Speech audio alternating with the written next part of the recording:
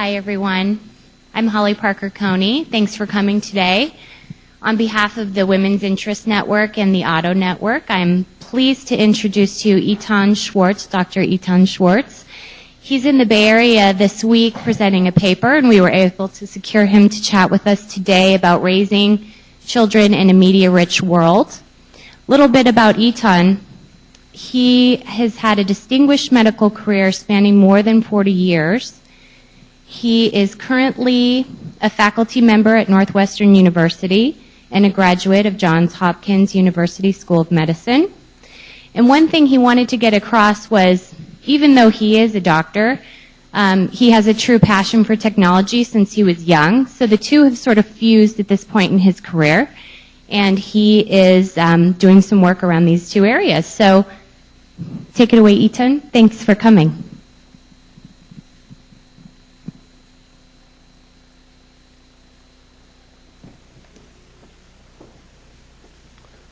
Oh, hi.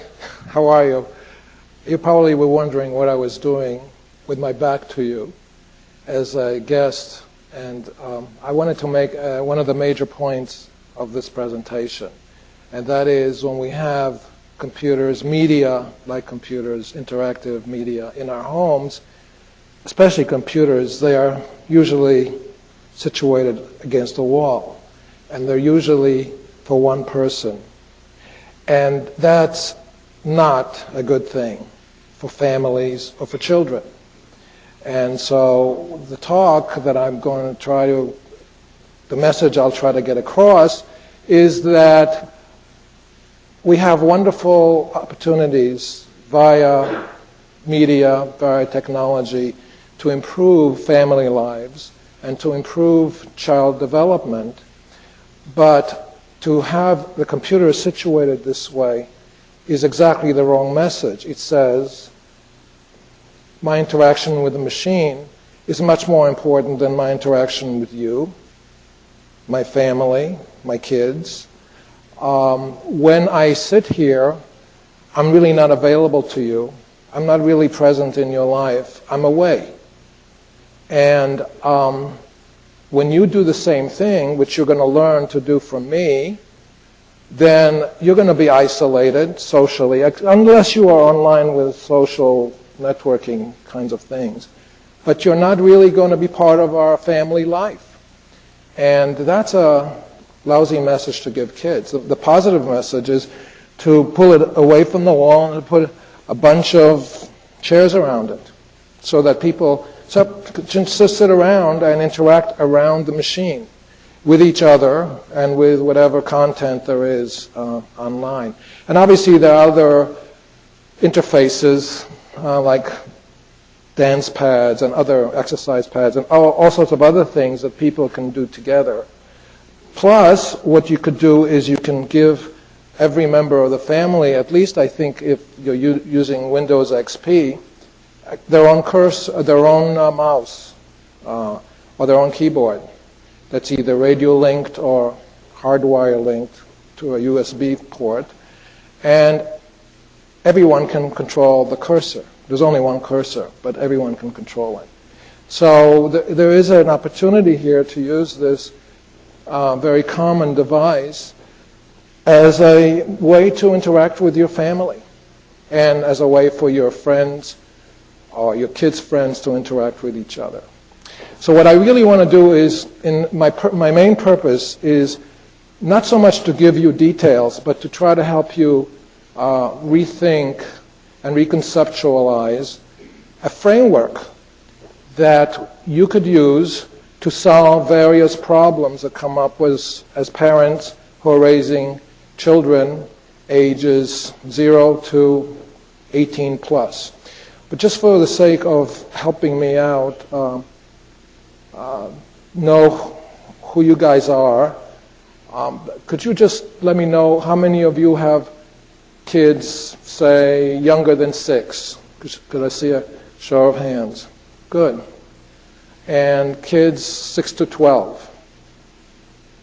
Okay, it's about the same. At kids 13 to 18? Okay.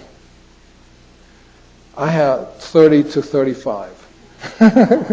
So I do come from a different generation. This over there, 30 to 35. Okay. Higher? Are you? Okay.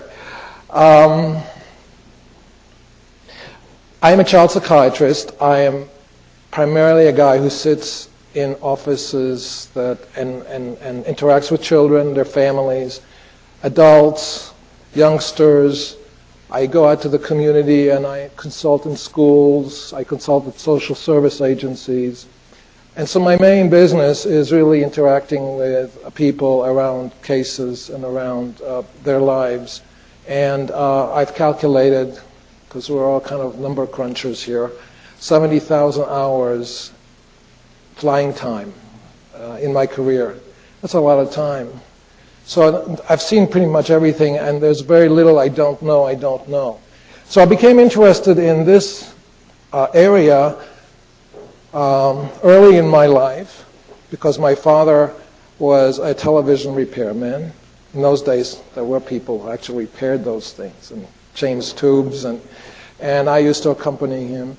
And ever since then, I applied to college as an engineer, and I switched it to medical pre-med, and then in medical school, I did some work that had to do with the interface between technology and medicine. And I've always had a sort of interest in those sort of things. You could see some of that in my bio on the website, which we just put together, and it's pretty young. It's www.mydigitalfamily.org. And it's on the handout that I put out for you guys. Okay, so what is the message?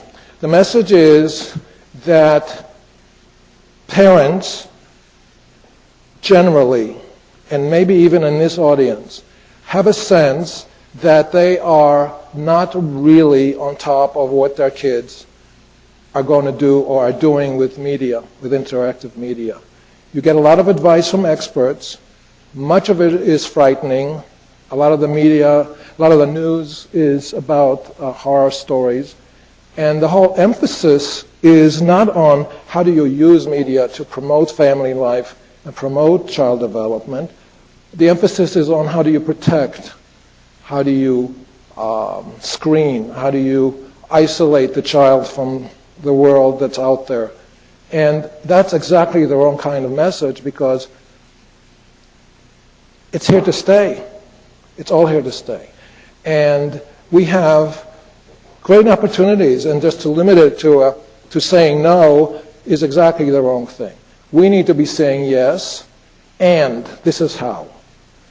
Yes, my kid, yes, do it, and this is how I will work with you to do it. And I will learn from you, and we'll all learn together, because right now things are changing so fast that even as a software engineer at the illustrious IBM, I may not be on top of all the applications that are out there. And kids tend to find those and exploit them very quickly. So we all have to learn together and collaborate. So that would be the attitude to really use with kids of all ages. Having said that, you're not just your kid's friend, you're also your kid's parent, so you have an obligation. And your obligation is to nurture them and to help them develop into good human beings. It happens in this very media-rich world, where there are all sorts of powerful forces, commercial forces, political forces, many forces that have no interest in your child's well-being. They have absolutely no interest in any of that. They are interested in their own purposes, usually in commercial purposes. And they tend to have a range of responsibility socially, but most of them are interested in the bottom line. So they're not the people